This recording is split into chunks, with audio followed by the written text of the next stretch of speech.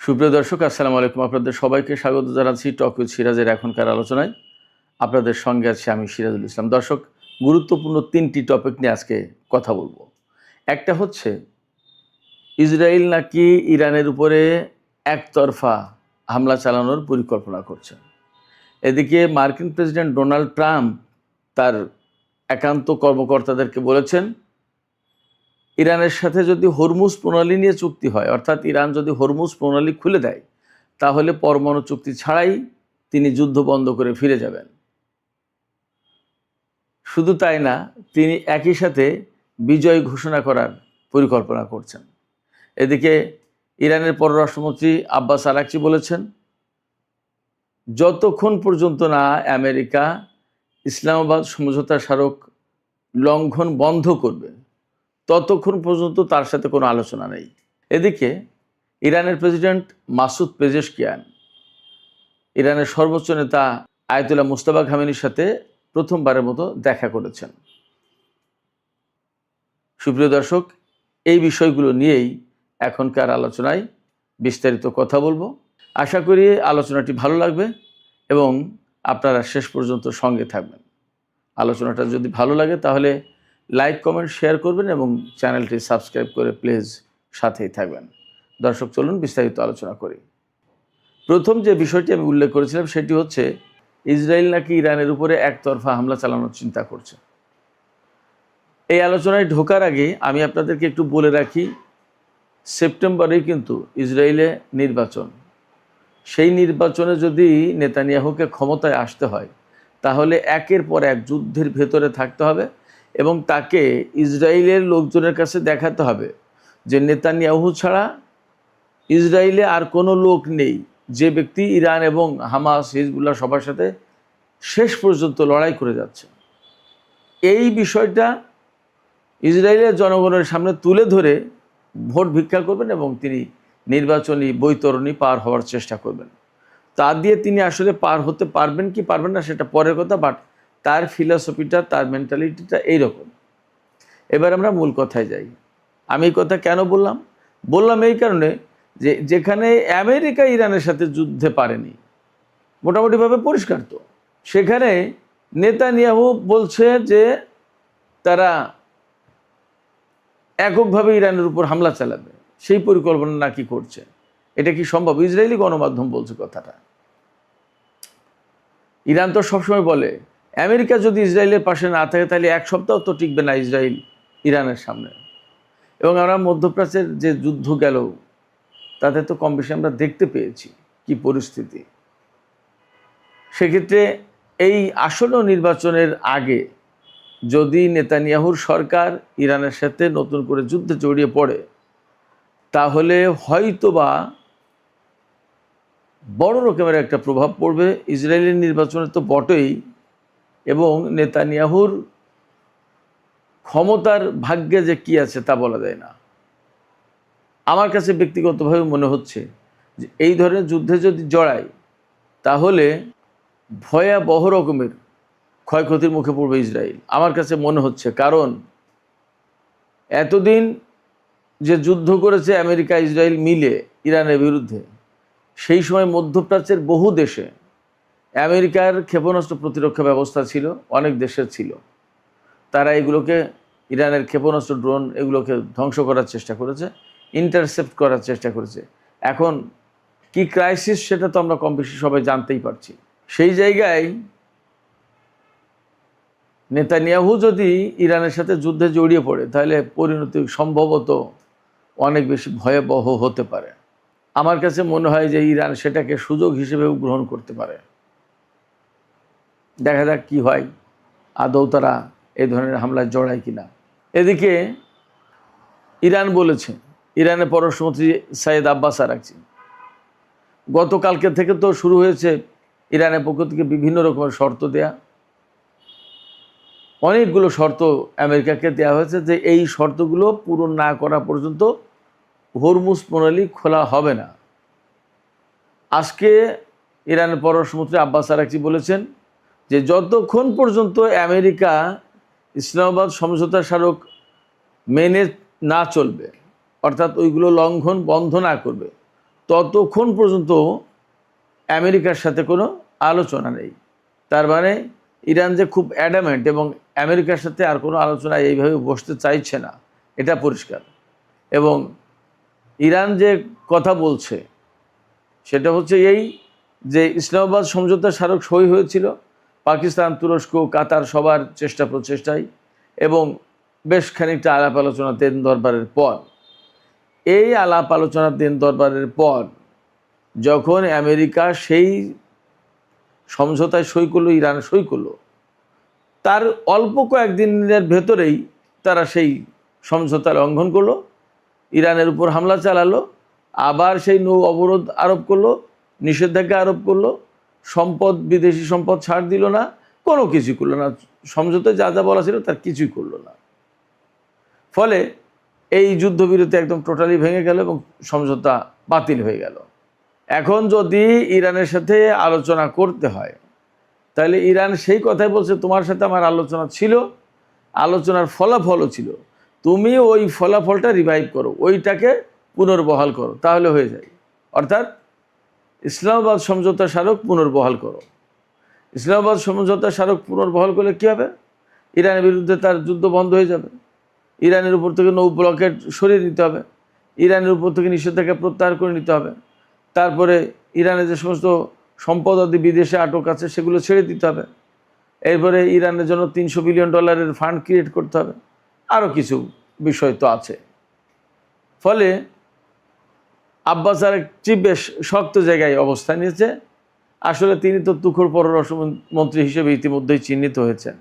তিনি খুব ডিপ্লোম্যাটিক বড় রকমের একটা চাল দিয়ে দিয়েছে যে ইসলামাবাদ সমঝোতা স্মারকের মধ্যেই তো অনেক সমস্যার সমাধান আছে, ওই স্মারক পুনর্বহাল করো, সমাধান হয়ে যায়। কিন্তু এপাশে আমেরিকা বলছে ভিন্ন কথা। আমেরিকা কি বলছে সেই কথা আমি বলার আগে আমি ইরানের প্রেসিডেন্ট মাসুদ পেজেশকিয়ান এবং সর্বোচ্চ নেতার মধ্যে সাক্ষাতের যে ঘটনা ঘটেছে এই বিষয়টা একটু ছোট্ট করে আলোচনা করি। আমরা সবাই জানি যে 40 দিনের যুদ্ধে ইরান এবং ইসরায়েলের হামলার একেবারে প্রথম দিনেই ইরানের সাবেক সর্বোচ্চ নেতা আয়াতুল্লাহ আলী খামেনি তিনি শহীদ হন এবং তার কিছুদিন পরে ইরানের সর্বোচ্চ নেতা হিসেবে আয়াতুল্লাহ আলী খামেনির বড় ছেলে সৈয়দ মুজতবা খামেনিকে নিয়োগ দেওয়া হয়েছে। নিয়োগ দেওয়ার পরে এই পর্যন্ত তিনি কখনোই জনসমক্ষে আসেননি এবং রাষ্ট্রীয় কোনো সভা সমাবেশ বা কোনো কিছুতে তিনি অংশগ্রহণ করেননি। আজকে প্রথমবারের মতো ইরানের প্রেসিডেন্ট ডক্টর মাসুদ পেজেশকিয়ানের সাথে সর্বোচ্চ নেতার সাক্ষাৎ হয়েছে। মাসুদ পেজেশকিয়ান গিয়েছিলেন সর্বোচ্চ নেতার সাথে সাক্ষাৎ করতে। সেই সাক্ষাতে ইরানের বিভিন্ন বিষয় নিয়ে আলাপ হয়েছে। সাক্ষাৎ কেন তিনি আজকে করতে গেলেন সেটা এই কারণে যে ইরানের প্রেসিডেন্ট হিসেবে নির্বাচিত হয়েছিলেন মাসুদ পেজেশকিয়ান 2024 সালের জুলাই মাসে এবং তিনি ক্ষমতায় বসেছিলেন জুলাই মাসেই। জুলাই মাস পার হলো, 2 বছর চলে গেল, তৃতীয় বছরে তার ক্ষমতার মেয়াদ শুরু হলো। সেই জায়গা থেকে অর্থাৎ তৃতীয় বছরে পা দিল, দ্বিতীয় বর্ষপূর্তি কমপ্লিট হয়ে গেল। এই উপলক্ষে তিনি সর্বোচ্চ নেতার সাথে আলাপ করেছেন, কথা বলেছেন।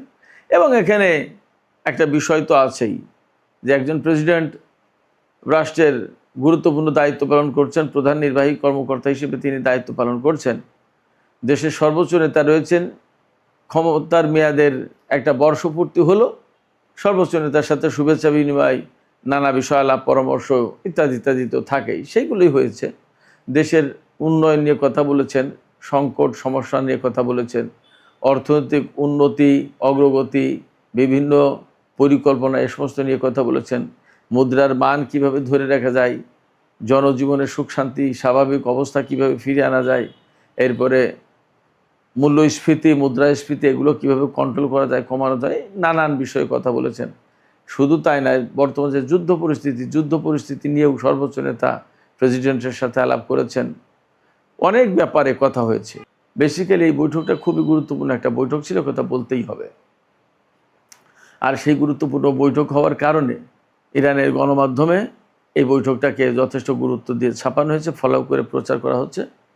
এবং সবচেয়ে বড় কথা যে সর্বোচ্চ নেতা হিসেবে মোস্তফা খামেনিকে নিয়োগ দেওয়ার পর এই প্রথম ইরানের প্রেসিডেন্টের সাথে তার সাক্ষাৎ হলো, তার বৈঠক হলো, যার কারণে এটাকে একটা বিশেষ মুহূর্ত, বিশেষ দিন হিসেবে বিবেচনা করা হচ্ছে।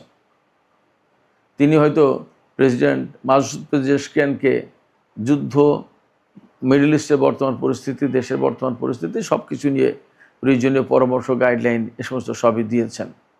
মাসুদ পেজেশকিয়ান পরে বলেছেন যে ইরানের আইআরজিসি, তারপরে বাসিজ এবং পুলিশ, এরা যে যুদ্ধ করেছে এরাই তো আমেরিকা এবং ইসরায়েলকে তাক লাগিয়ে দিয়েছে, বিস্মিত করে দিয়েছে যে যুদ্ধ তারা করেছে।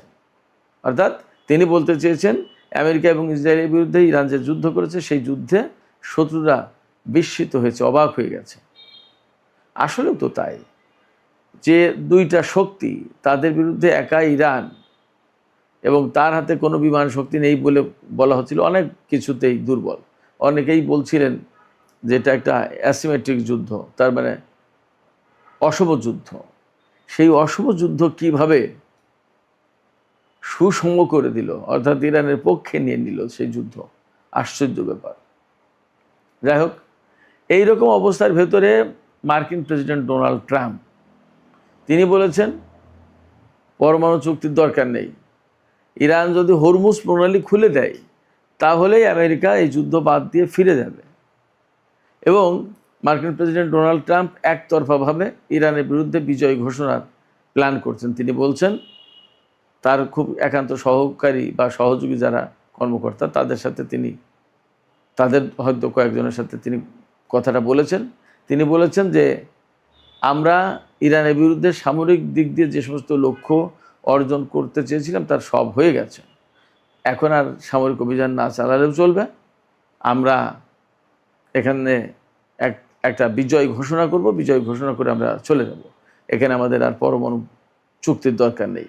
অর্থাৎ তারা সবচেয়ে বড় করে যে বিষয়টি দেখছিল যে পরমাণু চুক্তি, পরমাণু সংকট নিয়েই ইরানের সাথে তার এত বেশি টানাপোড়েন, এত যুদ্ধ বিগ্রহ, এত কিছু, সেই পরমাণু চুক্তি আর তার লাগবে না, এখন বাবা হরমুজ প্রণালী খুলে দাও। অনেকটা পরিস্থিতি এইরকম যে ছেড়ে দেওয়া কে দেওয়াছি অবস্থা। এটা হচ্ছে মার্কিন ওয়াল স্ট্রিট জার্নালের খবর।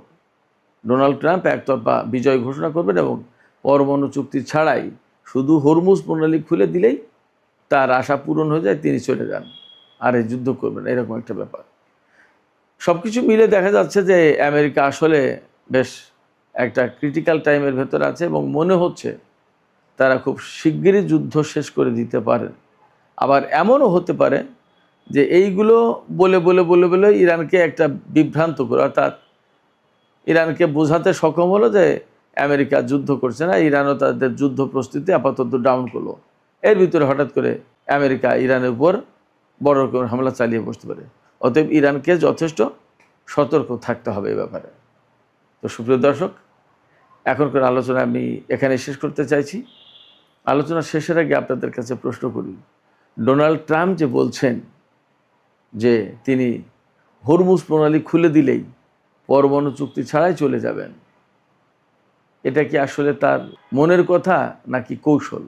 একই সাথে আপনাদেরকে আর একটা প্রশ্ন করি, ইসরায়েল যে একতরফাভাবে ইরানের বিরুদ্ধে হামলা চালাতে চায়, সেই সক্ষমতা আছে কিনা ইসরায়েলের? এবং হামলা যদি ইসরায়েল একতরফাভাবে এককভাবে ইরানের উপর চালায় তাহলে তার পরিণতি কী হতে পারে?